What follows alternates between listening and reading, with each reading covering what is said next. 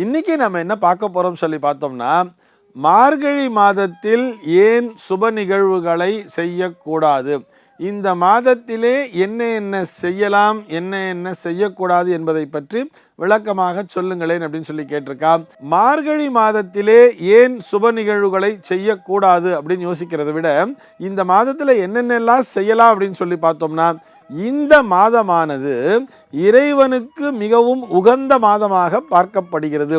கீதையிலேயே பகவான் கிருஷ்ணர் என்ன சொல்லியிருக்கான்னு பார்த்தோம்னா, மாதங்களிலே நான் மார்கழியாக இருக்கிறேன் அப்படின்னு சொல்றார். இந்த மாதம் முழுக்க இறை சிந்தனையோடு இருக்க வேண்டும் அப்படின்னு சொல்லி நம்முடைய அந்த சாஸ்திரமானது வலியுறுத்தி சொல்கிறது. நம்ம அப்படியே ஈஸியாகவே புரிஞ்சுக்கலாமே. நமக்கெல்லாம் ஒரு வருடம் என்பது தேவர்களை பொறுத்தவரை ஒரு நாள் தான்.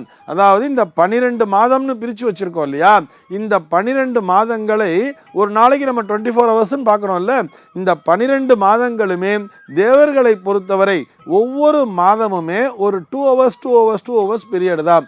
இதில் தட்சிணாயனம்னு சொல்கிறோம் இல்லையா, ஆடி மாதம் முதல் மார்கழி மாதம் முடிய பார்த்தோம்னா இது தேவர்களினுடைய இரவு பொழுது. அதிலும் குறிப்பாக இந்த தட்சிணாயனத்தினுடைய கடைசி மாதம்னு வரும்பொழுது இது இரவு பொழுதினுடைய, தேவர்களினுடைய இரவு பொழுதினுடைய ஒரு கடைசி பாகமாக நம்ம இப்படி வேணால் புரிஞ்சுக்கலாமே. காலையில் நமக்கெல்லாம் ஒரு 4 to 6 அப்படின்னு சொல்கிறோம் இல்லையா, 4 to 6 என்று சொல்லப்படக்கூடிய ஒரு அதிகாலை பொழுதாக, தேவர்களினுடைய ஒரு அதிகாலை பொழுதாக இந்த நேரமானது பார்க்கப்படுகிறது.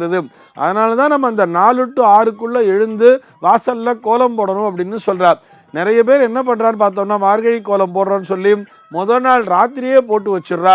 இந்த மாதிரி போட்டு வைக்கிறதுனால எந்த பலனுமே கிடையாது.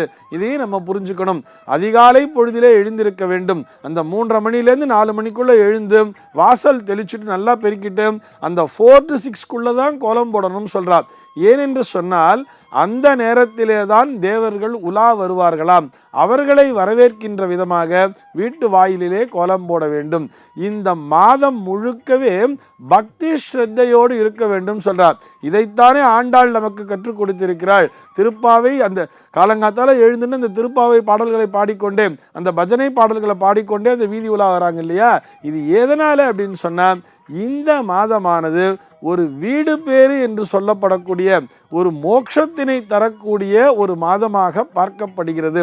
இது வீடு பேறு தரக்கூடிய மாதம், இது ஒரு பீடு உடைய மாதம் என்று சொல்றார். ஆனா இதை நம்ம எப்படி புரிஞ்சுட்டு இருக்கோம்னு சொன்னா, பீடுடைய மாதம் என்பதை நம்ம பீட மாதமாக மாற்றிட்டோம். இது மார்கழி மாதம் ஒரு பீட மாதம், அதனால தான் இதில் போய் சுப நிகழ்ச்சிகள்லாம் பண்ணக்கூடாது அப்படிங்கிற மாதிரி ஒரு தவறான கருத்தானது பரப்பப்பட்டிருக்கிறது. இது மிகவும் உயர்ந்த மாதம்.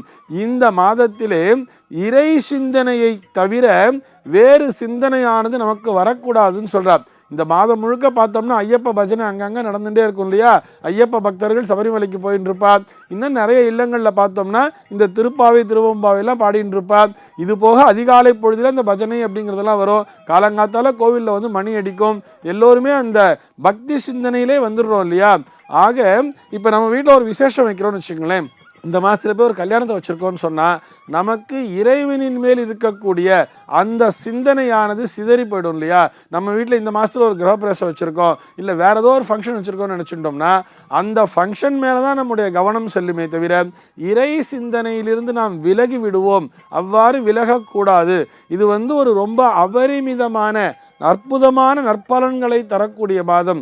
இந்த மாதத்திலே எவன் ஒருவன் இறைவனை தொடர்ந்து வழிபட்டு கொண்டிருக்கிறானோ, அதுவும் அதிகாலை பொழுதிலே வழிபடுகிறானோ, அவனுக்கு மோட்ச சாம்ராஜ்யம் என்பது கண்டிப்பாக கிடைக்கும் அப்படின்னு சொல்லி நம்முடைய சாஸ்திரமானது வலியுறுத்தி சொல்கிறது. இந்த மாதத்தில் என்னென்னலாம் பண்ணலாம்னு சொன்னால், ஒரு ஆயுஷ்யோமம் வருதுன்னு வச்சுக்கோங்களேன். இந்த மாதத்தில் தான் யாரோ ஒருத்தர் பிறந்திருக்கா, அல்லது ஒரு சஷ்டியப்த பூர்த்தி வர்றது, ஒரு 60ஆம் கல்யாணங்கிறது வர்றது, 70ஆம் கல்யாணங்கிறது வர்றது, 80ஆம் கல்யாணங்கிறது வர்றதுன்னும் பொழுது இந்த மாதத்திலே தாராளமாக நீங்கள் அதனை செய்யலாம். அதே மாதிரி சிகை நீக்கி காதணி விழான்னு சொல்கிறோம் இல்லையா, அதையும் நீங்கள் செய்யலாம். ஏன்னா இதை வந்து ஒரு குலதெய்வம் கோயிலில் தான் போய் மொட்டை அடிப்பா இல்லையா. குழந்தைக்கு மொட்டை அடிக்கிறதுங்கிறது குலதெய்வம் கோயிலில் தான் பண்ணுவா. காது குத்துறதும் குலதெய்வம் கோயிலில் பண்ணுவா, வீட்டில் வச்சும் பண்ணுவா. ஆனால் அங்கே இறை வழிபாடு என்பதற்குத்தான் பிரதானமான ஒரு முக்கியத்துவத்தை தருகிறோம். இந்த சிகை நீக்குதல் மற்றும் காதணி விழா அப்படிங்கிறது இறை வழிபாட்டிற்காக உண்டானது தானே. அதனால் அதையெல்லாமே இந்த மாதத்தில் பண்ணலாம். எதை பண்ணக்கூடாதுன்னு சொன்னால், தனிப்பட்ட முறையிலே ஒரு கல்யாணம் பண்ணுறது அப்படிங்கிறது அல்லது ஒரு கிரகப்பிரவேசம் பண்ணுறது அப்படிங்கிறதெல்லாம் இந்த மார்கழி மாதத்திலே செய்யக்கூடாது. பாக்கி எல்லா விஷயமுமே பண்ணலாம். இது போக ஸ்பெஷலாக ஒன்று என்ன தெரியுமா சொல்லியிருக்கா, மகா மிருத்யுஞ்சய ஹோமம் சொல்கிறார். இந்த மிருத்யுஞ்சய ஹோமம் செய்வதற்கே இந்த மார்கழி மாதம்தான் மிகவும் விசேஷமான மாதமாம். ஏன்னு சொன்னால் அந்த மார்கழி மாதத்திலே பௌர்ணமிங்கிறது மிருகசீரிஷம் என்று சொல்லப்படக்கூடிய அந்த நட்சத்திரத்தோடு கலந்து வரும். மிருகசீரிஷா அப்படிங்கிறதுலேருந்து தான் மார்கசிர அப்படிங்கிற ஒரு வார்த்தை வந்து அதுலேருந்து தான் மார்கழி மாதம் என்பதே உருவானது. ஆக இந்த மிருகசீரிஷம் என்பது மார்க்கண்டேய மகரிஷியினுடைய ஒரு ஜென்ம நட்சத்திரமாக பார்க்கப்படுகிறது. மார்க்கண்டேயன் நமக்கு தான் யாருன்னு தெரியும் இல்லையா, என்றும் 16ஆக சிரஞ்சீவியாக வாழக்கூடியவர் அல்லவா. ஆக இந்த மாதமானது ஒரு மிருத்யுஞ்சய ஹோமம் செய்வதற்கு மிகவும் ஏற்றது அப்படின்னு சொல்றா. அந்த இறை வழிபாட்டினை தவிர மற்ற லௌகீகமான விஷயங்களிலே இந்த மாதத்திலே நம்முடைய சிந்தனை என்பது செல்லக்கூடாது.